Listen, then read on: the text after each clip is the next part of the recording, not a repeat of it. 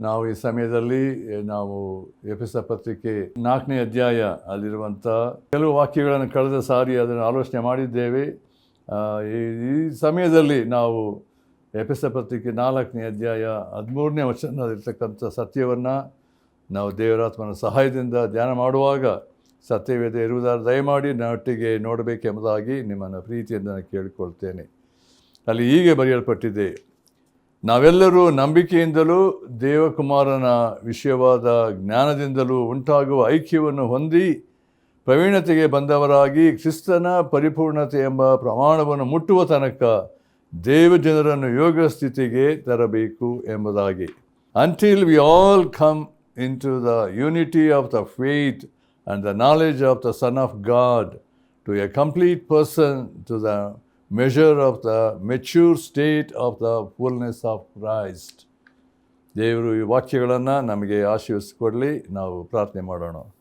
ನಮ್ಮ ಪ್ರೀತಿಯುಳ್ಳ ತಂದೆಯಾದ ದೇವರೇ, ನಿನ್ನ ವಾಕ್ಯಗಳಿಗಾಗಿ ಸ್ತೋತ್ರ. ಎಫೆಸ ಪತ್ರಿಕೆ ನಾವು ಕ್ರಮವಾಗಿ ಅಭ್ಯಾಸ ಮಾಡ್ತಿರುವಂಥ ಸಮಯದಲ್ಲಿ ಈ ವಾಕ್ಯಗಳ ಸತ್ಯತೆಗಳನ್ನು ಕೇಳುವಂಥ ಒಬ್ಬೊಬ್ಬರ ಹೃದಯದಲ್ಲಿ ಕಾರ್ಯ ಮಾಡಪ್ಪ ದೇವರೇ. ನಿನ್ನ ಜೀವಳ ವಾಕ್ಯಗಳು ನಮಗೆ ಕರ್ತನೆ ಹೆಚ್ಚಿನ ರೀತಿಯಲ್ಲಿ ಬಲ, ಪ್ರೋತ್ಸಾಹ ಮತ್ತು ನಿನ್ನ ಅನ್ಯೋನ್ಯತೆಯಲ್ಲಿ ಆಳವಾಗಿ ಜೀವಿಸುವಂತೆ ನಮ್ಮ ಹೃದಯಗಳನ್ನು, ಮನಸ್ಸುಗಳನ್ನು, ಆಲೋಚನೆಗಳನ್ನು ಕರ್ತನೆ ಎಲ್ಲವನ್ನೇ ಹತೋಟಿಯಲ್ಲಿಟ್ಟು ನಮ್ಮನ್ನು ನಿನ್ನ ಮಾರ್ಗದಲ್ಲಿ ನಡೆಸುವಂಥದ್ದಾಗಿದೆ. ಈ ಸಮಯದಲ್ಲೂ ನಿನ್ನ ಮುಂದೆ ತಗ್ಗಿಸಿಕೊಳ್ತೇವೆ. ಯಾರ್ಯಾರು ಈ ಕಾರ್ಯಕ್ರಮವನ್ನು ಕೇಳ್ತಿದ್ದಾರೆ ಒಬ್ಬೊಬ್ಬರ ಹೃದಯದಲ್ಲಿ ಕಾರ್ಯ ಮಾಡು. ನಿನ್ನ ಮಹಿಮೆಗಾಗಿ ನಡೆಸು. ಕೊರತೆಗಳು, ಸಮಸ್ಯೆಗಳು, ಚಿಂತೆಗಳು ಏನಿದ್ದರೂ ಎಲ್ಲವನ್ನು ಬಗೆಹರಿಸುವಂಥ ದೇವರು. ಸೈತಾನ ಪ್ರತಿಯೊಂದು ಕಾರ್ಯಗಳನ್ನು ನ್ಯಾಯ ಮಾಡು ಕರ್ತನೆ. ಸ್ವಾರ್ಥದ ಯಾವುದೇ ಸಂಗತಿಗಳಾಗಲಿ ಅಡ್ಡಿ ಬಾರದಂತೆ ನಾವು ಕರ್ತನೆ ನಿನ್ನಲ್ಲಿ ನೆಲೆಗೊಂಡು ಜೀವಿಸುವಂತೆ ನಮ್ಮನ್ನು ಬಲಪಡಿಸು. ಈ ಸಮಯದಲ್ಲಿ ನಿನ್ನ ವಾಕ್ಯಗಳ ಮೂಲಕ ನಮ್ಮನ್ನು ದೃಢಪಡಿಸಿ ನಿನ್ನ ಮಹಿಮೆಗಾಗಿ ನಡೆಸುವುದಕ್ಕಾಗಿ ಸ್ತೋತ್ರ. ಯೇಸು ಕ್ರಿಸ್ತನ ಹೆಸರಿನಲ್ಲಿ ನಾವು ಬೇಡಿಕೊಳ್ತೇವೆ ತಂದೆಯೇ, ಆಮೇನ್. ನಾವು ಓದಿದಂಥ ಈ ಒಂದು ಎಫೆಸ ಪತ್ರಿಕೆ 4ನೇ ಅಧ್ಯಾಯ 13ನೇ ವಚನ, ನಾವು ಇದರಲ್ಲಿ ಭಾಳ ಸತ್ಯಗಳನ್ನು ಇಲ್ಲಿ ಪೌಲನು ಈ 4ನೇ ಅಧ್ಯಾಯದಲ್ಲಿ ತಂದಿದ್ದಾನೆ. ಇದನ್ನು ನಾವು ಈಗಾಗಲೇ ಅನೇಕ ಸತ್ಯಗಳನ್ನು ಗ್ರಹಿಸಿದ್ದೇವೆ, ನೋಡಿದ್ದೇವೆ, ನಾವು ಅರ್ಥ ಮಾಡಿಕೊಂಡಿದ್ದೇವೆ ಎಂಬುದಾಗಿ ನಂಬ್ತೇನೆ. ಒಂದು ವೇಳೆ ನೀವು ಇನ್ನೂ ಎಫೆಸ ಪತ್ರಿಕೆಯನ್ನು ಓದದೇ ಇರುವುದಾದರೆ ಕ್ರಮವಾಗಿ ಅಲ್ಲಿರುವಂಥ ಎಫೆಸ ಪತ್ರಿಕೆ ಒಟ್ಟು 6 ಅಧ್ಯಾಯಗಳು ಉಂಟು. ಈ 6 ಅಧ್ಯಾಯಗಳಲ್ಲಿ ದೇವರು ಪ್ರತಿಯೊಬ್ಬ ವಿಶ್ವಾಸಿ, ದೇವರ ಮಕ್ಕಳು ಹೇಗೆ ಆತ್ಮಿಕ ಜೀವಿತದಲ್ಲಿ ಬೆಳೆಯಬೇಕು, ಇದನ್ನು ಪೌಲನು ಒಂದು ಉದ್ದೇಶ ಇಟ್ಟುಕೊಂಡವನಾಗಿ ಆತ್ಮಿಕ ಜೀವಿತದ ಬೆಳವಣಿಗೆ ಇರ್ತಕ್ಕಂಥ ಸತ್ಯಗಳನ್ನು ತಿಳಿಸ್ತಾ ಬಂದಿದ್ದಾನೆ. ನಾವು 1ರಿಂದ 3 ಅಧ್ಯಾಯಗಳನ್ನು ಮತ್ತು 4ರಿಂದ 6 ಅಧ್ಯಾಯದಲ್ಲಿರ್ತಕ್ಕಂಥ 2 ಭಾಗಗಳಾಗಿ ಅದನ್ನು ಆಲೋಚನೆ ಮಾಡುವಾಗ ಈ 4, 5, 6ನೇ ಅಧ್ಯಾಯ ವಿಶ್ವಾಸಿಗಳನ್ನು ಹೆಚ್ಚಾಗಿ ನಂಬಿಕೆಯಲ್ಲಿ ಬಲಪಡಿಸಿ, ದೃಢಪಡಿಸಿ ಮತ್ತು ಸರಿಯಾದ ಬೋಧನೆಗಳು, ಯಾವ ಬೋಧನೆ ಅನುಸರಿಸಬೇಕು ಎಂಬ ಸತ್ಯಗಳನ್ನು ಇಲ್ಲಿ ಫೌಂಡೇಶನ್ ಆಗಿ, ಅದು ಆತ್ಮಿಕ ಒಂದು ಫೌಂಡೇಶನ್ ಆಗಿ ಕೊಟ್ಟಿರುವಾಗ ಅದನ್ನು ಅರ್ಥ ಮಾಡಿಕೊಂಡು ಅದಕ್ಕೆ ಅನುಸರಿಸುವುದಾದರೆ ಹೆಚ್ಚು ನಾವು ಕರ್ತನಲ್ಲಿ ಬೆಳೆಯುವುದಕ್ಕೆ ಸಾಧ್ಯವಾಗ್ತದೆ. ಈ ಸಮಯದಲ್ಲಿ ನಾವು ಓದಿದಂಥ ಈ ಭಾಗದಲ್ಲಿ ಇಲ್ಲಿ ಪೌಲನು 3 ಪ್ರಾಮುಖ್ಯವಾದ ವಿಷಯಗಳನ್ನು ತಿಳಿಸಿದ್ದಾನೆ. ಮೊದಲನೇ ವಿಷಯ ಅಂತ ಹೇಳಿದ್ರೆ, ನಾವು ಓದಿದಂಥ ಭಾಗದಲ್ಲಿ ಅದನ್ನು ಆಲೋಚಿಸುವುದಾದರೆ ನಂಬಿಕೆಯಿಂದ ಉಂಟಾಗುವ ಐಕ್ಯವನ್ನು ಹೊಂದಬೇಕು ಎಂಬುದಾಗಿ. ಎರಡನೇದಾಗಿ ದೇವಕುಮಾರನ ವಿಷಯವಾದ ಜ್ಞಾನದಿಂದ ನಾವೇನಾಗಬೇಕಂತೆ ಪ್ರವೀಣತೆಗೆ ಬರಬೇಕು ಎಂಬುದಾಗಿ. ಮೂರನೇದಾಗಿ ಕ್ರಿಸ್ತನ ಪರಿಪೂರ್ಣತೆಯ ಪ್ರಮಾಣವನ್ನು ಮುಟ್ಟುವಂಥ ರೀತಿ ಹೇಗೆ ಎಂಬುದನ್ನು ಅಲ್ಲಿ ತಿಳಿಯಪಡಿಸಿದ್ದಾನೆ. Unity of the faith, knowledge of the son of God, mature state of the fullness of Christ ಎಂಬುದಾಗಿ ನಾವು 3 ವಿಷಯಗಳನ್ನು ನಾವೀಗ ಆಲೋಚನೆ ಮಾಡಲಿಕ್ಕಿದ್ದೇವೆ. ಮೊದಲನೇದಾಗಿ ನಾವು ನೋಡುವಾಗ ಈ ವಾಕ್ಯದಲ್ಲಿ ಓದಂಥ ಭಾಗದಲ್ಲಿ ನಾವೆಲ್ಲರೂ ಮೊದಲನೇದಾಗಿ ನಂಬಿಕೆಯಿಂದ ದೇವಕುಮಾರನ ವಿಷಯವಾದ ಐಕ್ಯವನ್ನು ಹೊಂದಬೇಕೆಂಬಂಥ ಸಂಗತಿ ತಿಳಿಯಪಡಿಸಿದ್ದಾನೆ. ಅದರಿಂದ ನಂಬಿಕೆ ವಿಷಯದಲ್ಲಿ ಹೇಳ್ತಿರುವಾಗ ನಂಬಿಕೆಯಿಂದ ಉಂಟಾಗುವಂಥ ಐಕ್ಯತೆಯನ್ನು ಕಾಪಾಡಿಕೊಳ್ಳಬೇಕೆಂಬಂಥ ರೀತಿ ನೋಡುವಾಗ ವಿಶ್ವಾಸ ಜೀವಿತಕ್ಕೆ ಮೊದಲನೇದಾಗಿರುವಂಥದ್ದು ಏನಂದರೆ ನಂಬಿಕೆ. ನಾವು ರೋಮಪುರ ಪತ್ರಿಕೆ ನಾವು ಅದು ನೋಡಬೇಕಾದ್ರೆ ನಾವು ನಂಬಿಕೆಯಿಂದಲೇ ನೀತಿವಂತರಾಗ್ತೇವೆ ಎಂಬ ಸಂಗತಿ ನೋಡ್ತೇವೆ.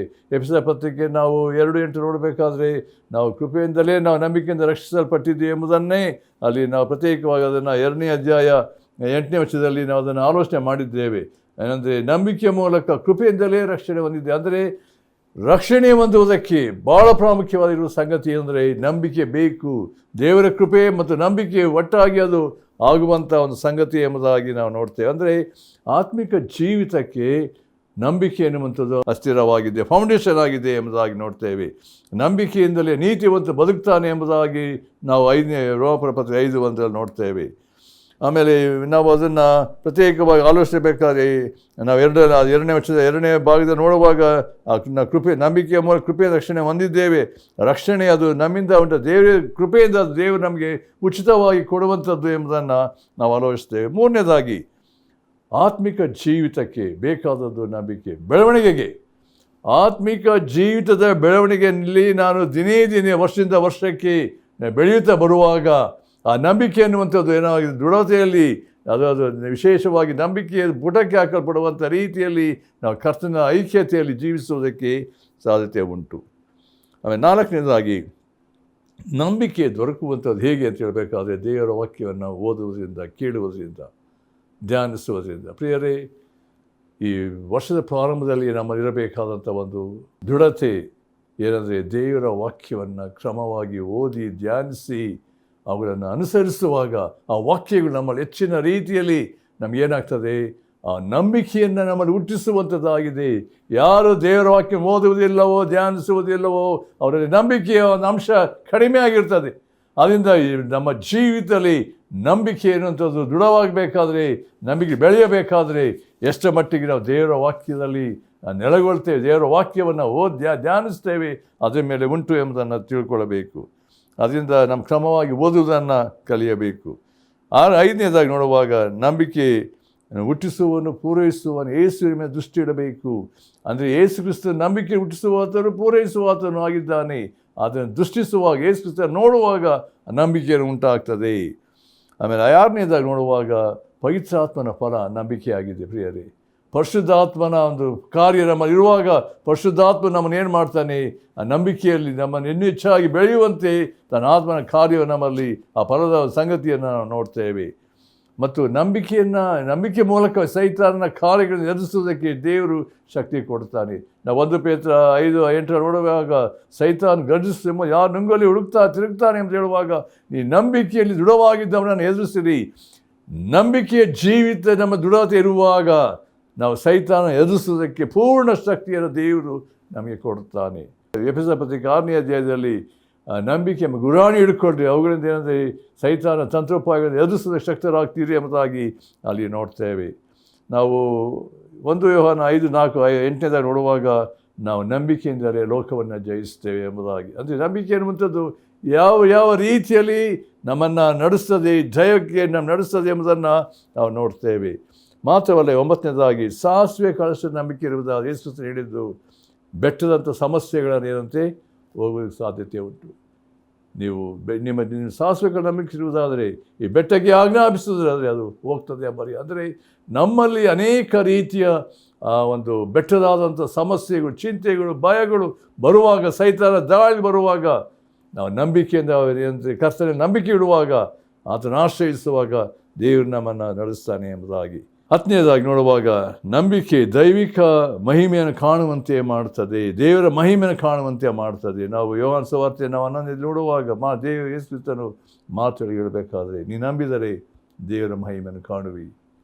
ಪ್ರಿಯರ, ಅಸಾಧ್ಯವಾದ ಸಂಗತಿಗಳನ್ನು ದೇವರು ಸಾಧ್ಯವನ್ನಾಗಿ ಮಾಡಬೇಕಾದ್ರೆ, ಕೊರತೆಗಳು, ಸಮಸ್ಯೆಗಳು, ಚಿಂತೆಗಳು ಬರುವಾಗ, ಅನೇಕ ಸಂಗತಿಗಳು ನಮ್ಮಲ್ಲಿ ನೆನೆಸಿದ ರೀತಿ ಬರುವಾಗ, ನಮ್ಮ ನಂಬಿಕೆ ಕರ್ತನ ನೆಲೆಗೊಳ್ಳುವಾಗ, ನಂಬಿಕೆ ಅಂದರೆ ಕರ್ತನೇ ನೋಡುವಂಥದ್ದು, ಕರ್ತನ ಆಶ್ರಯಿಸುವಾಗ ದೇವರ ಮಹಿಮೆ ನಮ್ಮ ಜೀವಿತದಲ್ಲಿ ಕಾಣಲು ಸಾಧ್ಯ ಉಂಟು. 11ನೇದಾಗಿ ನೋಡುವಾಗ ಅಲ್ಲಿ ಪೇತ್ರ ಒಂದು ಮಾತು ಹೇಳ್ತಾನೆ, 1 ಪೇತ್ರ 1:7-9 ಬಂಗಾರಕ್ಕಿಂತ ಅಮೂಲ್ಯವಾಗಿರುವಂಥ ನಿಮ್ಮ ನಂಬಿಕೆ ಶೋಧಿತವಾಗಿ ಕೀರ್ತಿ, ಮಾನ, ಪ್ರಭಾವಗಳನ್ನು ಒದಗಿಸ್ತದೆ. ಪ್ರಿಯರೇ, ಆ ನಂಬಿಕೆ ಅಂತ ಹೇಳಿದ್ರೆ ಅದು ಅನೇಕ ವೇಳೆ ಪುಟಕ್ಕೆ ಹಾಕಲ್ಪಟ್ಟಂಥದ್ದು, ಅದು ಶೋಧಿತವಾಗ್ತದೆ. ದೇವರನ್ನು ಪರೀಕ್ಷಿಸ್ತಾರೆ ಅನೇಕ ವೇಳೆ. ಆ ನಂಬಿಕೆ ಏನೊಂದು ದೃಢತೆ ಹೊಂದುವಂಥದ್ದು ಕೊನೆಯದಾಗಿ ಅದು ಕೀರ್ತಿ, ಮಾನ, ಪ್ರಭಾವವನ್ನು ಒದಗಿಸ್ತದೆ. ಆಮೇಲೆ 12ನೇದಾಗಿ ನೋಡುವಾಗ 2 ತಿಮೋತಿ 4:8 ನೋಡುವಾಗ ಕ್ರಿಸ್ತ ನಂಬಿಕೆಯನ್ನು ಕಾಪಾಡಿಕೊಳ್ಳುವಂಥದ್ದು ಪೌಲ ಹೇಳ್ತಿದ್ದಾನೆ, ಶ್ರೇಷ್ಠ ಹೋರಾಟ ಮಾಡಿದ್ದೇನೆ, ನಾನು ಓಟಕ್ಕೆ ಕೊಡೆಗಾಣಿಸಿದ್ದೇನೆ, ಕ್ರಿಸ್ತ ನಂಬಿಕೆಯನ್ನು ಕಾಪಾಡಿಕೊಂಡಿದ್ದೇನೆ.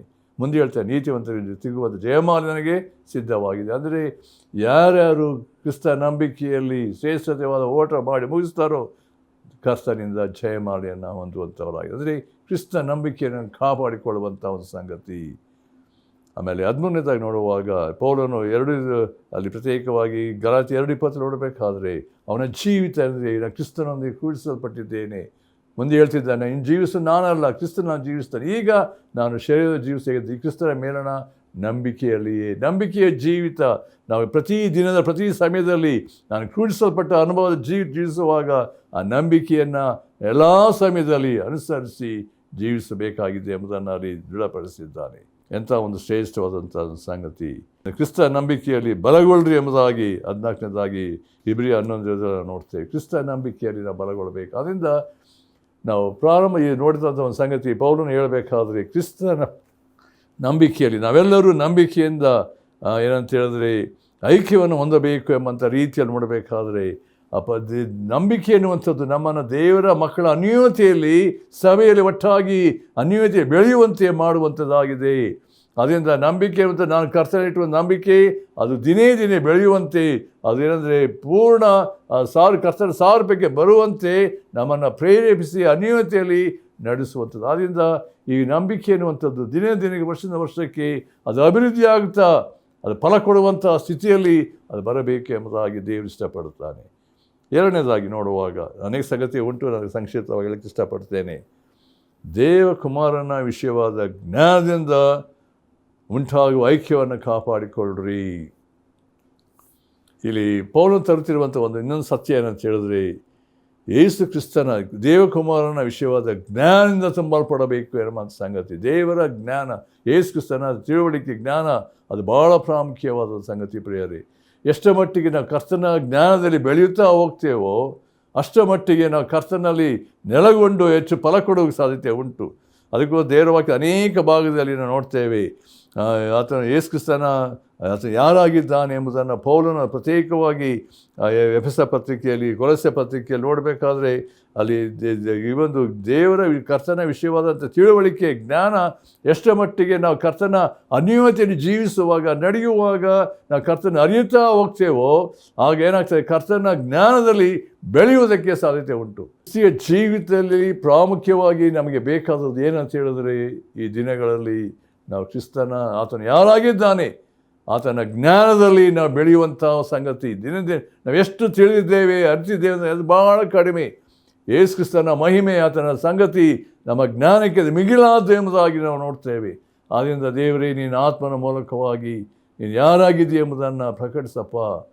ನಮ್ಮ ಮನನೀಯತೆ ಬೆಳಗ್ಗೆ ಅದಕ್ಕೋಸ್ಕರ ಪೌಲನು ಪ್ರತ್ಯೇಕವಾಗಿ ಎಫೆಸ ಪತ್ರಿಕೆಯಲ್ಲಿ ಆತನು ಹೇಳಬೇಕಾದ್ರೆ ಅದನ್ನು ನಾವು 1ನೇ ಅಧ್ಯಾಯ ಅಲ್ಲಿ ಇರುವಂಥ ಸಂಗತಿ ನೋಡಿರಿ. ಅದು ಪದೇ ಅದನ್ನು ಆಲೋಚನೆ ಮಾಡಿದ್ದೇವೆ. 17ನೇ ವಚನ 1:17 ಹೀಗೆ ನೋಡ್ತೇವೆ, ನಮ್ಮ ಕರ್ತನಾದ ಯೇಸು ಕ್ರಿಸ್ತನ ದೇವರು ಪ್ರಭಾವ ಸ್ವರೂಪನಾದ ತಂದೆಯೂ ಆಗಿರುವ ಆತನು ತನ್ನ ವಿಷಯವಾಗಿ ತಿಳುವಳಿಕೆಯನ್ನು ಕೊಟ್ಟು ಇದುವರೆಗೆ ಗುಪ್ತವಾಗಿದ್ದ ಸತ್ಯಾರ್ಥಗಳನ್ನು ತಿಳುಕೊಳ್ಳುವ ಜ್ಞಾನವುಳ್ಳ ಆತ್ಮವನ್ನು ನಿಮಗೆ ದಯಪಾಲಿಸಬೇಕೆಂದು ಪ್ರಾರ್ಥಿಸ್ತೇನೆ. ನೋಡಿರಿ, ಜ್ಞಾನವುಳ್ಳ ಆತ್ಮವನ್ನು ನಿಮಗೆ ದಯಪಾಲಿಸಬೇಕೆಂದು ಬೇಡಿಕೊಳ್ತೇನೆ ಎನ್ನುವಂಥದ್ದು. ಈ ದಿವಸದಲ್ಲಿ ನಮಗೆ ಬೇಕಾದದ್ದು ಯೇಸು ಕ್ರಿಸ್ತನ ಜ್ಞಾನ ಆತನ ಯಾರಾಗಿದ್ದಾನೆ ಎಂಬುದನ್ನು ತಿಳುವಳಿಕೆ. ಅದಕ್ಕೋಸ್ಕರ ಆತ 18ನೇ ವರ್ಷ ಹೇಳುವಾಗ ಆತ ನಿಮ್ಮ ಮನನೇತ್ರಗಳನ್ನು ಬೆಳಗಿಸಿ ನಡೆಸಲಿ ಎಂಬುದಾಗಿ ಆತನು ಪ್ರಾರ್ಥಿಸಿದ್ದಾನೆ. ಆದ್ದರಿಂದ ಈ ದಿನಗಳ ನಮ್ಮ ಆತ್ಮೀಯ ಕಣ್ಣುಗಳು ತೆರೆಯಲ್ಪಡಬೇಕು. ನನ್ನ ಕರ್ತನು ಯಾರಾಗಿದ್ದರೆ ಆತನ ಜ್ಞಾನದಲ್ಲಿ ಬೆಳೆಯಬೇಕು. ನಾವು ಪ್ರತ್ಯೇಕ ಹಲವು ಮಡಿಕೆಯನ್ನು ನೋಡ್ತೇವೆ, ನನ್ನ ಜನರು ಜ್ಞಾನವಿಲ್ಲದೆ ಹಾಳಾಗಿದ್ದಾರೆ. ಇಸ್ರಾಯೇಲರು ಯಾಕೆ ಬಿದ್ದು ಹೋದರು, ಯಾಕೆ ದೇವರಿಗೆ ಪದೇ ಪದೇ ಅವಿದ್ಯರಾಗಿ ದೇವರಿಗೆ ವಿರುದ್ಧವಾಗಿ ಪಾಪ ಮಾಡಿಸ್ತಾ ಬಂದರೆ ನೋಡುವಾಗ ದೇವರ ವಿಷಯವಾದ ತಿಳುವಳಿಕೆ ಜ್ಞಾನ ಅವರಲ್ಲಿ ಉಂಟಾಗಲಿಲ್ಲ. ಅಲ್ಲಿ ಮರೆತು ಬಿಟ್ಟರು ಎಂಬುದಾಗಿ ನೋಡ್ತೇವೆ. ದೇವರನ್ನು ರೇಗಿಸಿದರು ತಮ್ಮ ಪಾಪದ ಕಾರ್ಯಗಳಿಂದ ಎಂಬುದಾಗಿ ನೋಡ್ತೇವೆ. ಸಭೆ ದೇವರು ನಮಗೆ ಒಂದು ತನ್ನ ಮಕ್ಕಳ ಅನ್ಯೋನ್ಯತೆ ಸೇರಿಸಿರುವಾಗ ನಮ್ಮ ಜವಾಬ್ದಾರಿಗೆ ಪ್ರತಿಯೊಬ್ಬ ವ್ಯಕ್ತಿಯ ಜೀವಿತದಲ್ಲಿ, ಆತ್ಮಿಕ ಜೀವಿತದಲ್ಲಿ ನಾವು ನಂಬಿಕೆ ಮಾತ್ರ ಅಲ್ಲ, ನಾವು ಕರ್ತನ ಜ್ಞಾನದಲ್ಲಿ ನಾವು ಬೆಳೆಯಬೇಕೆನ್ನುವಂಥದ್ದು ಭಾಳ ಪ್ರಾಮುಖ್ಯವಾದ ಸಂಗತಿ. ಅದರಿಂದ ಈ ಕೆಲವು ವಿಷಯಗಳನ್ನು ನಾವು ಹೇಗೆ ದೇವರ ಜ್ಞಾನ ಬೆಳೆಯಬೇಕಾದ್ರೆ ನಾವು ಯಾವುದು ಭಾಳ ಪ್ರಾಮುಖ್ಯ ನೋಡುವಾಗ ನಾವು ಮೊದಲನೇದಾಗಿ ದೇವರ ವಾಕ್ಯಕ್ಕೆ ವಿಧೇಯರಾಗುವಾಗ ದೇವರ ಜ್ಞಾನ ನಮಗುಂಟಾಗ್ತದೆ. ನಾವು ದೇವರ ವಾಕ್ಯದಲ್ಲಿ ನಾವು ವಿಧೇಯರಾಗದೆ ಹೋದರೆ ದೇವರು ತನ್ನ ಪ್ರಕಟಿಸ್ಕೊಳ್ಳುವುದಿಲ್ಲ. ಅಂದರೆ ವಿಧೇಯತೆ ಅನ್ನುವಂಥದ್ದು ಅದು ಮೊದಲನೆಯ ಸ್ಟೆಪ್ ಎಂಬುದಾಗಿ ನಾವು ನೋಡ್ತೇವೆ.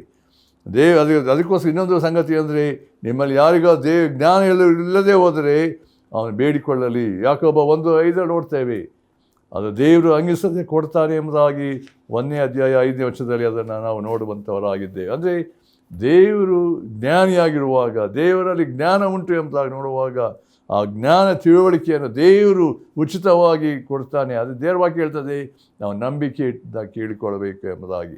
ನಾವು 3ನೇದಾಗಿ ನೋಡುವಾಗ ಅಲ್ಲಿರುವಂಥ ಸಂಗತಿ ಅಂದರೆ, ದೇವರ ಜ್ಞಾನ ನಂಗೆ ಉಂಟಾಗಬೇಕಾದ್ರೆ ದೇವರ ಪ್ರಕಟಣೆ, ದೇವರ ವಾಕ್ಯವನ್ನು ಓದುವಾಗ ದೇವರು ತನ್ನ ಆತ್ಮನ ಮೂಲಕವಾಗಿ ನಮಗೆ ಪ್ರಕಟಿಸುವಂಥವನಾಗಿದ್ದಾನೆ. ಅದರಿಂದ ಆತನ ವಾಕ್ಯದಲ್ಲಿ ನೆಲೆಗೊಳ್ಳುವಂಥ ಸಂಗತಿಯಲ್ಲಿ ನಾವು ಕರ್ತನ ವಾಕ್ಯದಲ್ಲಿ ಧ್ಯಾನಿಸುವಾಗ ದೇವರಾತ್ಮ ನಮ್ಮ ನಡೆಸ್ತಾನೆ. 4ನೇದಾಗಿ ನೋಡುವಾಗ ಯೇಸು ಕ್ರಿಸ್ತನಲ್ಲಿ ಮತ್ತು ಆತನ ವಾಕ್ಯದಲ್ಲಿ ಏನಂದರೆ ನೆಲೆಗೊಳ್ಳಬೇಕು. ಯೋಹಾನ ಸುವಾರ್ತೆ 15:7 ನೋಡ್ತೇವೆ, ನೀವು ನನ್ನಲ್ಲಿಯೂ. ಗಮನಿಸ್ರಿ, ನಾವು ಕರ್ತನಲ್ಲಿ ನೆಲೆಗೊಳ್ಳದೆ ಹೋದರೆ ಮತ್ತು ಆತನ ವಾಕ್ಯದಲ್ಲಿ ಆ ವಾಕ್ಯ ನಮ್ಮಲ್ಲಿ ನೆಲೆಗೊಳ್ಳದೆ ಹೋದರೆ ನಾವು ಆತನ ಜ್ಞಾನದಲ್ಲಿ ಬೆಳಗ್ಗೆ ಸಾಧ್ಯತೆ ಇಲ್ಲ ಎನ್ನುವಂಥ ಕಂಡೀಷನ್. ನೀವು ನನ್ನಲ್ಲಿ ನೆಲೆಗೊಳ್ಳ್ರಿ ಎಂಬುದಾಗಿ ಕರ್ತನಿಗೆ ಪದೇ ಪದೇ ಹೇಳುವಂಥ ಮಾತಿನ ನೋಡುವಾಗ, ಆ ನೆಲೆಗೊಳ್ಳುವಿಕೆ ಅಂತ ಹೇಳಿದ್ರೆ ನಮ್ಮ ಎಲ್ಲ ಲೋಕ ಸಂಗತಿಗಳಿಂದ ಪ್ರತ್ಯೇಕವಾಗಿ ನನ್ನ ಸಂಪೂರ್ಣವಾದಂಥ ಏನಂತ ಹೇಳಿದ್ರೆ ನಾನು ಕರ್ತನಲ್ಲಿಯೇ ಐಕ್ಯವಾಗಿರಬೇಕು ಎಂಬುದಾಗಿ ನೋಡ್ತೇವೆ. ಅಲ್ಲಿ ದೇವರ ವಾಕ್ಯ ಹೇಳ್ತದೆ, ಕರ್ತನಲ್ಲಿ ಸರ್ವ ಸಂಪೂರ್ಣತೆಯು ಆವರಿಸಲ್ಪಟ್ಟಿದೆ. ಕೊಲೊಸ್ಸೆ ಪತ್ರಿಕೆ ನೋಡಬೇಕಾದ್ರೆ ನನ್ನ ಕರ್ತನ ಶ್ರೇಷ್ಠತೆ ಮಹಿಮೆ ಆತ ಎಲ್ಲವನ್ನು ದೇವರು ದೇವರು ತನ್ನ ಮಗನ ಯೇಸು ಕ್ರಿಸ್ತನಲ್ಲಿ ಒದಗಿಸಿದ್ದಾನೆ, ಎಲ್ಲವನ್ನು ಕೊಟ್ಟಿದ್ದಾನೆ ಅಂತ ಹೇಳಬೇಕಾದ್ರೆ ನಾವು ಯೇಸು ಕ್ರಿಸ್ತನಲ್ಲಿ ನೆಲೆಗೊಳ್ಳುವಾಗ, ಆತ ಧರಿಸಿಕೊಳ್ಳುವಾಗ, ಆತ ಮನೆ ವಾಸಿಸುವಾಗ ನಾವು ಕರ್ತನಲ್ಲಿ ಪರಿಪೂರ್ಣ ಸ್ಥಿತಿಗೆ ಬರುತ್ತೇವೆ ಎಂಬುದಾಗಿ. ದೇವರ ಪ್ರಜ್ಞೆಯಲ್ಲಿ ಜೀವಿಸುವಾಗ ಕರ್ತನು ನಮ್ಮಲ್ಲಿ ಎಂಥ ಒಂದು ಜ್ಞಾನವನ್ನು ತಿಳುವಳಿಕೆಯನ್ನು ಉಂಟು ಮಾಡ್ತಾನೆ ಎಂಬುದಾಗಿ ನಾವು ನೋಡ್ತೇವೆ. 5ನೇದಾಗಿ ನೋಡುವಾಗ ದೇವರ ನಮ್ಮ ಆತ್ಮೀಯ ಕಣ್ಣುಗಳನ್ನು ತೆರೆಯುವುದರಿಂದ ಆತನ ಶ್ರೇಷ್ಠತೆಯನ್ನು ಕಾಣಲು ಸಾಧ್ಯತೆ ಉಂಟು. 6ನೇದಾಗಿ ಯೇಸು ಕ್ರಿಸ್ತನು ದೇವರ ಕಡೆಯಿಂದ ನಮಗೆ ಜ್ಞಾನವಾಗಿದ್ದಾನೆ. 1 ಕೊರಿಂಥ ನಾವು 1:30 ನೋಡಬೇಕಾದ್ರೆ ಅಲ್ಲಿ ಯೇಸು ಕ್ರಿಸ್ತನಲ್ಲಿ ದೇವರ ಸಂಪೂರ್ಣತೆ ವಾಸವಾಗ್ತದೆ ಎಂಬುದಾಗಿ ಕೊಲೊಸ್ಸೆ 2:15 ನೋಡೋ ಪ್ರಕಾರ ಯೇಸು ಕ್ರಿಸ್ತನೇ ನಮಗೆ ದೇವರ ಕಡೆಯಿಂದ ಏನಾಗಿದ್ದಾನೆ, ಜ್ಞಾನವಾಗಿದ್ದಾನೆ. ಅಂದರೆ ಯೇಸು ಕ್ರಿಸ್ತನನ್ನು ಹೊಂದಿಕೊಳ್ಳುವಾಗ, ಧರಿಸಿಕೊಳ್ಳುವಾಗ, ಆತ ನೆಲೆಗೊಳ್ಳುವಾಗ ಆತನಲ್ಲಿರುವಂಥ ಸಮೃದ್ಧಿ, ಆ ಜ್ಞಾನ ತಿಳುವಳಿಕೆ ಅದು ನನ್ನಲ್ಲಿ ಕಂಡು ಬರ್ತದೆ ಎಂಬುದಾಗಿ ನೋಡ್ತೇವೆ. ಮಾತ್ರವಲ್ಲ, ಕೊನೆಯದಾಗಿ 7ನೇದಾಗಿ ನೋಡಬೇಕಾದ್ರೆ ಪವಿತ್ರಾತ್ಮ ತಾನೇ ಅದನ್ನು ನಮಗೆ ತಿಳಿಯಪಡಿಸ್ತಾನೆ. ದೇವರ ಅಗಾಧವಾದ ಸಂಗತಿಗಳನ್ನು ದೇವರು ತನ್ನ ಆತ್ಮನು ನಮಗೆ ತಿಳಿಯಪಡಿಸುವಾಗ ಆತನ ಜ್ಞಾನದಲ್ಲಿ ನಾವು ಬೆಳೆಯುವುದಕ್ಕೆ ಸಾಧ್ಯತೆ ಉಂಟು ಎಂಬುದನ್ನು ನಾವು ತಿಳಿದುಕೊಳ್ಳಬಹುದು. ಆದ್ದರಿಂದ ನಾವು ಇಲ್ಲಿ ಪೌಲನು ತರುತ್ತಿರುವಂಥ ಆಲೋಚನೆ ಅಂತ ಹೇಳಿದ್ರೆ, ನಾವು ದೇವರ ಮಕ್ಕಳ ಅನ್ಯೋನ್ಯತೆಯಲ್ಲಿ ಐಕ್ಯತೆಯಲ್ಲಿ ನಾವು ಜೀವಿಸಬೇಕಾದ್ರೆ ನಂಬಿಕೆ ಮತ್ತು ದೇವಕುಮಾರನ ಮೇಲಿನ ಆ ಜ್ಞಾನದಲ್ಲಿ ನಾವು ಬೆಳೆಯಬೇಕಾದ್ರೆ ಹೇಗೆ ಒಬ್ಬರಿಗೊಬ್ಬರು ಹೇಗೆ ಅನ್ಯೋನ್ಯತೆಯಲ್ಲಿ ನಾವು ಬೆಳೆಯುವುದಕ್ಕೆ ಸಾಧ್ಯತೆ ಉಂಟು ಎಂಬುದನ್ನು ಇಲ್ಲಿ ನಾವು ನೋಡ್ತೇವೆ. ಅಲ್ಲಿ ಪೌಲನು ತರುವಂಥ ಒಂದು ಮೂರನೇ ವಿಷಯ ಅದನ್ನು ನೋಡೋಣ. ಅಲ್ಲಿ ಕ್ರಿಸ್ತನ ಪರಿಪೂರ್ಣತೆ ಎಂಬ ಪ್ರಮಾಣವನ್ನು ಮುಟ್ಟುವ ತನಕ ದೇವಜನರ ಯೋಗ್ಯ ಸ್ಥಿತಿಗೆ ಅದು ಏನಂದರೆ ಮುಟ್ಟುತ್ತದೆ ಎಂಬುದಾಗಿ. ಅಂದರೆ ಅಲ್ಲಿ ಪೌಲನು ತರುವಂಥ ಆಲೋಚನೆ, ನಾವು ಕ್ರಿಸ್ತನ ಒಂದು ಏನಂದರೆ ಪರಿಪೂರ್ಣ ಮಟ್ಟಕ್ಕೆ ಬರಬೇಕೆನ್ನುವಂಥದ್ದೇ ಕರ್ತನ ತಿಳಿಯಪಡಿಸುವಂಥ ಒಂದು ಸಂಗತಿ. ನೋಡಿರಿ, ಅಲ್ಲಿ 4ನೇ ಅಧ್ಯಾಯ 13ನೇ ವರ್ಷದ ಕೊನೆಯ ಭಾಗದ ಏನಂತ ಹೇಳಿದ್ರೆ, ಜ್ಞಾನದಿಂದ ಉಂಟಾಗುವ ಐಕ್ಯವನ್ನು ಹೊಂದಿ ಪ್ರವೀಣತೆಗೆ ಬಂದವರಾಗಿ ಕ್ರಿಸ್ತನ ಪರಿಪೂರ್ಣತೆ ಎಂಬ ಪ್ರಮಾಣವನ್ನು ಮುಟ್ಟುವ ತನಕ ದೇವಜನರನ್ನು ಯೋಗ್ಯ ಸ್ಥಿತಿಗೆ ನಡೆಸುವಂಥದ್ದು ಎಂಬುದಾಗಿ. ಅಂದರೆ ದೇವರ ಉದ್ದೇಶ, ಪ್ರತಿಯೊಬ್ಬರು ರಕ್ಷಿಸಲ್ಪಟ್ಟಂಥ ದೇವರ ಮಕ್ಕಳು ನಾವು ಈ ಲೋಕದ ಜೀವಿಸಬೇಕಾದರೆ, ಪ್ರಾಮುಖ್ಯವಾಗಿರಬೇಕಾದ್ರೆ ನಾನು ಹೇಗೆ ಕರ್ತನಾಗಿ ಕಂಡು ಬರಬೇಕು. ಪ್ರತಿದಿನ, ಪ್ರತಿ ವರ್ಷ, ನಮ್ಮ ಜೀವನದ ಉದ್ದಕ್ಕೂ ನಾವು ಯಾವಾಗಲೂ ಅಂದರೆ ನಾನು ಇದ್ದಂತಹ ಸ್ಥಿತಿಯಲ್ಲಿ ಇರದಂತೆ ನನ್ನ ಆಂತರ್ಯ ಜೀವಿತ, ಆತ್ಮಿಕ ಜೀವಿತದಲ್ಲಿ ಯಾವಾಗಲೂ ಪ್ರೋಗ್ರೆಸ್ ಇರಬೇಕು, ಅಭಿವೃದ್ಧಿ ಇರಬೇಕು. ಕ್ರಿಸ್ತನ ಪರಿಪೂರ್ಣತೆಯ ಮಟ್ಟಕ್ಕೆ ಯಾರೂ ಬರಲಿಲ್ಲ. ಅಂದರೆ ನಮ್ಮ ಇರಬೇಕಾದಂಥ ಒಂದು ಗೋಲ್, ನಮ್ಮ ಒಂದು ಏನಂದರೆ ಗುರಿ ಏನಂತ ಹೇಳಿದ್ರೆ, ಕರ್ತನೇ ನಿನ್ನ ಹಾಗೆ ಆಗಬೇಕಪ್ಪ, ನಿನ್ನ ಕ್ರಿಸ್ತನ ಮನಸ್ಸನ್ನು ಹೊಂದಿದವರಾಗಿ ನೀನು ನಡೆದಂತೆ, ನೀನು ಮಾತಾಡಿದಂತೆ, ನಿನ್ನ ಎಲ್ಲ ರೀತಿಯಲ್ಲಿ ನಾವು ನಿನ್ನಿಂದ ತುಂಬಲ್ಪಟ್ಟವರಾಗಿ, ನಿನ್ನಲ್ಲಿ ಐಕ್ಯವುಳ್ಳವರಾಗಿ ಜೀವಿಸಬೇಕೆನ್ನುವಂಥ ಆ ಒಂದು ಪ್ರಜ್ಞೆಯಲ್ಲಿ ನಾವು ಜೀವಿಸಬೇಕಾಗಿದೆ ಪ್ರಿಯರೇ. ಅದರಿಂದ ಇಲ್ಲಿ ಪೌಲನು ತರುತ್ತಿರುವಂಥ ಸಂಗತಿ ಅಂದರೆ, ನಾವು ಕರ್ತನ ಪರಿಪೂರ್ಣತೆಯ ಮಟ್ಟಕ್ಕೆ ನಾವು ಮುಟ್ಟುವಂಥ ರೀತಿಯಲ್ಲಿ ನಮ್ಮ ಜೀವಿತದಲ್ಲಿ, ಅದಕ್ಕೋಸ್ಕರ ಪೌಲ ಒಂದು ಮಾತು ಕೊಲಸ ಪತ್ರಿಕೆಯಲ್ಲಿ ಒಂದು ಮಾತು ಹೇಳ್ತಾನೆ, ಕೊಲಸ ಸಭೆಗೆ ಬರೀಬೇಕಾದ್ರೆ ಅವನಿದ್ದಂಥ ಒಂದು ಸಂಗತಿ, ಅವರ ಆಶೆ ಬಯಕೆ ಏನೆಂಬುದನ್ನು ಅಲ್ಲಿ ಒಂದು ತಿಳಿಸಿದ್ದಾನೆ. 1ನೇ ಅಧ್ಯಾಯ ನೋಡ್ರಿ 28ನೇ ವಚನ. ನಾವು ಆತನನ್ನು ಪ್ರಸಿದ್ಧಿಪಡಿಸುವವರಾಗಿ ಸಕಲರಿಗೂ ಬುದ್ಧಿ ಹೇಳುತ್ತಾ ಸರ್ವರಿಗೂ ಪೂರ್ಣ ಜ್ಞಾನವನ್ನು ಉಪದೇಶಿಸುತ್ತಾ ದೇವರ ಮುಂದೆ, ಗಮನಿಸಿ, ದೇವರ ಮುಂದೆ ಎಲ್ಲರನ್ನು ಕ್ರಿಸ್ತನಲ್ಲಿ ಪ್ರವೀಣರನ್ನಾಗಿ ನಿಲ್ಲಿಸುವಂತೆ ಪ್ರಯತ್ನಿಸುತ್ತಿದ್ದೇವೆ. ನನ್ನಲ್ಲಿ ಕಾರ್ಯ ಸಾಧಿಸುವ ದೇವರ ಬಲವನ್ನು ಪ್ರಯೋಗ ಮಾಡಿ ಇದಕ್ಕೋಸ್ಕರವೇ ಹೋರಾಡುತ್ತೇನೆ, ಪ್ರಯಾಸ ಪಡುತ್ತೇನೆ. ನೋಡಿರಿ, ಪೌಲನಿದ್ದಂಥ ದೊಡ್ಡ ಒಂದು ಸಂಗತಿ, ಒಂದು ಪ್ರಯಾಸ, ಒಂದು ಹೋರಾಟ ಅಂದರೆ ಪ್ರತಿಯೊಬ್ಬರನ್ನು ಕ್ರಿಸ್ತನಲ್ಲಿ ಪ್ರವೀಣ ಸ್ಥಿತಿಗೆ ತರಬೇಕೆಂಬಂಥ ಸಂಗತಿ. ದೇವರು ನಮ್ಮನ್ನು ಯಾಕೆ ಸಭೆಯಲ್ಲಿ ವರಗಳನ್ನು ಕೊಟ್ಟಿದ್ದಾನೆ, ನಾವಾಗಲೇ ಅದು ಕಳೆದ ಸಾರಿ ಅದನ್ನು ನಾವು ನೋಡಿದ್ದೇವೆ. ದೇವರು ಅಪೊಸ್ತಲರನ್ನು ಮತ್ತು ಸಹಪಾಲಕರನ್ನು, ಅದು ಉಪದೇಶಿಗಳನ್ನು, ನಾಯಕರನ್ನು ಮತ್ತು ಟೀಚರ್ಸ್, ಉಪದೇಶಕರನ್ನು ಕೊಟ್ಟಿದ್ದಾನೆ ಅಂತ ಹೇಳಬೇಕು. ಅವ್ರ ಉದ್ದೇಶ ಕ್ರಿಸ್ತನ ಒಂದು ಸಭೆಯಲ್ಲಿ ಏನಂತ ಹೇಳಿದವರು ಯಾವ ರೀತಿಯಲ್ಲಿ ಆ ಕ್ರಿಸ್ತನ ದೇಹ ಅಭಿವೃದ್ಧಿ ಬರಬೇಕೆಂಬ ರೀತಿಯಲ್ಲಿ ದೇವರು ಆ ರೀತಿ ಕಾರ್ಯವನ್ನು ಮಾಡಿದ್ದಾನೆ ಎಂಬುದನ್ನು ದೇವರ ವಾಕ್ಯದಲ್ಲಿ ನೋಡ್ತೇವೆ. ಅಂದರೆ ದೇವರು ನಮ್ಮನ್ನು ನಡೆಸುವಂಥ ರೀತಿ, ನಮ್ಮ ಆಲೋಚನೆ, ನಾವು ಕ್ರಿಸ್ತನ ಪರಿಪೂರ್ಣತೆಯ ಮಟ್ಟಕ್ಕೆ ಬರಬೇಕಾದರೆ ನಮ್ಮ ಜೀವಿತದಲ್ಲಿ ದಿನೇ ದಿನೇ ಆತನು ನಡೆಸುವಂಥ ಎಲ್ಲ ಸ್ಥಿತಿ ಸನ್ನಿವೇಶಗಳಲ್ಲಿ ಆತನಿಗೆ ಸಂಪೂರ್ಣ ಅಧೀನರು, ವಿಧಿಯರಾಗಿ ನಾವು ಆತನು ಹೇಳಿದಾಗಿ ಕೇಳುತ್ತಾ ಆತನ ಮಾರ್ಗದಲ್ಲಿ ನಡೆಯುವಾಗ ಆ ಜೀವ ಬೆಳಕು ಹೊಂದಿದವರಾಗಿ ನಾವು ಜೀವಿಸ್ತೇವೆ. ಆದ್ದರಿಂದ ನಮ್ಮಲ್ಲಿ ಸ್ವಾರ್ಥ ಸಂಗತಿಗಳಾಗಲಿ, ಲೋಕ ಸಂಗತಿಗಳಾಗಲಿ, ನಾವು ಈ ಪಾಪದ ಕಾರ್ಯ ಒಳಪಡದಂತೆ ನಾನು ಕರ್ತನಲ್ಲಿ ಪರಿಪೂರ್ಣ ಐಕ್ಯವಾಗಿ ನಾವು ಜೀವಿಸುವಾಗ ಸಾಧ್ಯತೆ ಉಂಟು. ಆದ್ದರಿಂದ ಅಲ್ಲಿ ಕ್ರಿಸ್ತನ ಪರಿಪೂರ್ಣ ಮಟ್ಟ ಮುಟ್ಟಬೇಕಾದ್ರೆ ಮೊದಲನೇದಾಗಿ ಕ್ರಿಸ್ತನ ನೆಲೆಗೊಳ್ಳಬೇಕೆನ್ನುವಂಥದ್ದು, ಎರಡನೇದಾಗಿ ಪಾಪವನ್ನು ಹಾಗೆ ಮಾಡಿ ಸ್ವಾರ್ಥವನ್ನು ನಿರಾಕರಿಸಬೇಕು, ಮೂರನೇದಾಗಿ ಕ್ರಿಸ್ತನ ಪ್ರಜ್ಞೆಯಲ್ಲಿ ನಾವು ಏನಂದರೆ ತುಂಬಲ್ಪಟ್ಟವರಾಗಿ ನಾವು ಕರ್ತನಲ್ಲಿ ಐಕ್ಯವಾಗಬೇಕು, ಮತ್ತು ನಾಲ್ಕನೇದಾಗಿ ನಂಬಿಕೆಯಲ್ಲಿ ದೃಢವಾಗಬೇಕು, ಮತ್ತು ಐದನೇದಾಗಿ ಕ್ರಿಸ್ತನಿಗೆ ಎಲ್ಲ ವಿಷಯದಲ್ಲಿ ಅಧೀನರು ವಿಧೇಯರಾಗಿ ನಡ್ಕೊಳ್ಬೇಕು, ಆರನೇದಾಗಿ ದೇವರ ವಾಕ್ಯದ ಸತ್ಯತೆಗಳನ್ನು ಅನುಸರಿಸಿ ನಡೆಯುವುದರಿಂದ ಎಂಬುದಾಗಿ ನೋಡ್ತೇವೆ, ಏಳನೇದಾಗಿ ಕ್ರಿಸ್ತನ ಶಿಲುಬೆಯಲ್ಲಿ ನಾವು ಐಕ್ಯವಾಗಿರುವಂಥ ಒಂದು ಸಂಗತಿ, ಮತ್ತು ಎಂಟನೇದಾಗಿ ಇರುವಂಥ ಸಂಗತಿ ಕ್ರಿಸ್ತನನ್ನೇ ದೃಷ್ಟಿಸ್ತಾ ನಾವು ಜೀವಿಸಬೇಕೆನ್ನುವಂಥದ್ದು. ಪ್ರಿಯರೇ, ನಾವು ಕ್ರಿಸ್ತನ ಸಾರೂಪ್ಯಕ್ಕೆ ಬರಬೇಕಾದ್ರೆ, ಕ್ರಿಸ್ತನಲ್ಲಿ ಐಕ್ಯವಾಗಬೇಕಾದ್ರೆ ನನ್ನ ಹಳೆಯ ಸ್ವಭಾವಗಳು, ಲೋಕ ಸಂಗತಿ ಹೊರಟು ಹೋಗಿ ನಾನು ಕರ್ತನಿಂದ ಪೂರ್ಣ ಐಕ್ಯವುಳ್ಳವನಾಗಿ ಕರ್ತನಿಗೆ ನಂಬಿಕಸ್ಥನಾಗಿ ಜೀವಿಸುವ ದೇವರೇ ನಾನು ನಡೆಸು ಎಂಬುದಾಗಿ. ಆದ್ದರಿಂದ ನಂಬಿಕೆ ಕ್ರಿಸ್ತನ ಜ್ಞಾನದಲ್ಲಿ ನಾವು ಬೆಳೆಯುವಾಗ ಕ್ರಿಸ್ತನ ಸಾರೂಪ್ಯಕ್ಕೆ ಬರುವುದಕ್ಕೆ ಸಾಧ್ಯತೆ ಉಂಟು. ಅದನ್ನೇ ಇಡೀ ಪೌಲ ನಮಗೆ ತಿಳಿಯಪಡಿಸಿ ಆ ರೀತಿಯಲ್ಲಿ ನಮ್ಮನ್ನು ಕರ್ತನ ಮಹಿಮೆಗಾಗಿ ಜೀವಿಸುವಂತೆ ತನ್ನ ಕೃಪೆಯನ್ನು ನೀಡಲಿ ಎಂಬುದಾಗಿ ಪ್ರಾರ್ಥನೆ ಮಾಡೋಣ. ನಮ್ಮ ಪ್ರೀತಿಯುಳ್ಳ ತಂದೆಯಾದ ದೇವರೇ, ನಿನ್ನ ವಾಕ್ಯಗಳಿಗಾಗಿ ಸ್ತೋತ್ರ. ನಿನ್ನ ವಾಕ್ಯದ ನೆಲೆಗೊಂಡು ಜೀವಿಸುವಂತೆ ಮತ್ತು ಕರ್ತನೆ ನಿನ್ನನ್ನು ಧರಿಸಿಕೊಂಡವರಾಗಿ ನಾವು ಕರ್ತನೆ ನಿನ್ನಲ್ಲಿ ಇರುವಂಥ ಕರ್ತನೆ ನಂಬಿಕೆಯನ್ನಪ್ಪ ನೀನು ಕೊಡುವಂಥ ನಿನ್ನ ಜ್ಞಾನದಲ್ಲಿ ಬೆಳೆಯುತ್ತಾ ನಿನ್ನ ಸಾರೂಪ್ಯಕ್ಕೆ ಬದಲಾಯಿಸಲ್ಪಡುವಂತೆ ನಮ್ಮನ್ನು ಮಾರ್ಪಡಿಸು. ಕೇಳಿದಂಥ ಎಲ್ಲ ವಾಕ್ಯ ಒಬ್ಬರ ಜೀವಿತದಲ್ಲಿ ಫಲ ಕೊಡುವಂಥ ಸ್ಥಿತಿಗೆ ನಡೆಸು. ಯೇಸು ಕ್ರಿಸ್ತನ ಹೆಸರನ್ನು ನಾವು ಬೇಡ್ತೇವೆ ತಂದೆಯೇ, ಆಮೆನ್.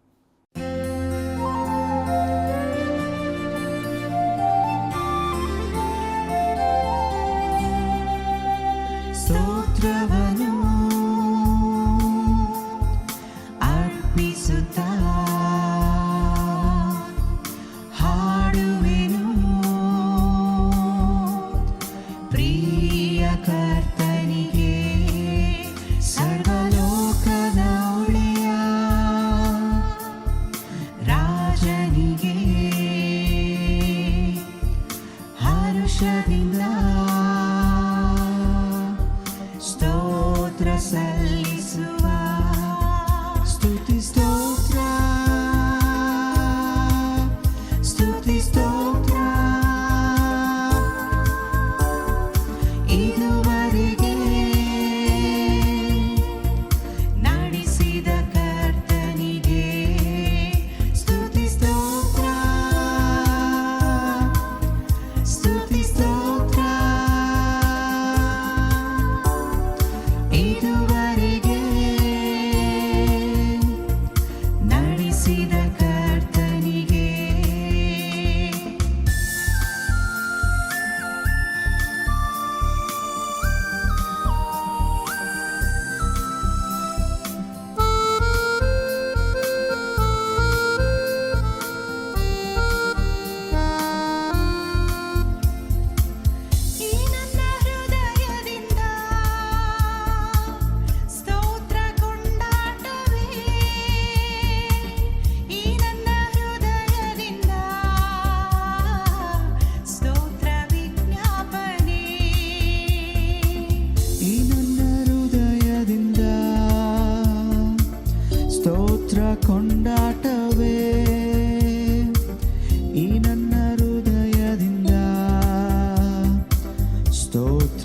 ವಿಜ್ಞಾಪನೆ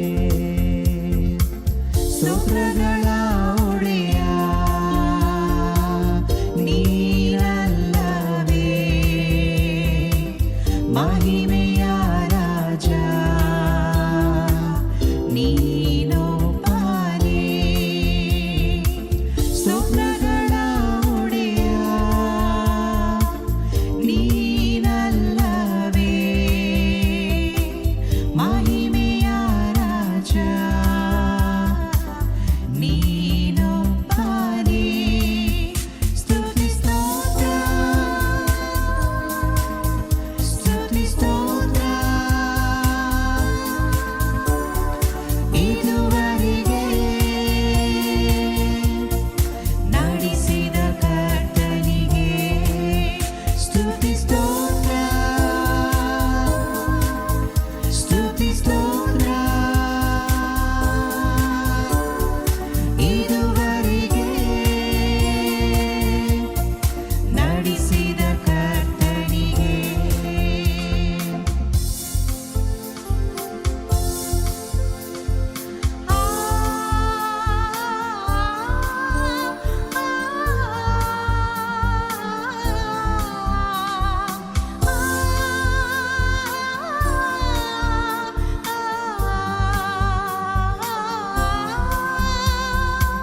ನೀ ತೋರಿದ ಪ್ರೀತಿಗೆ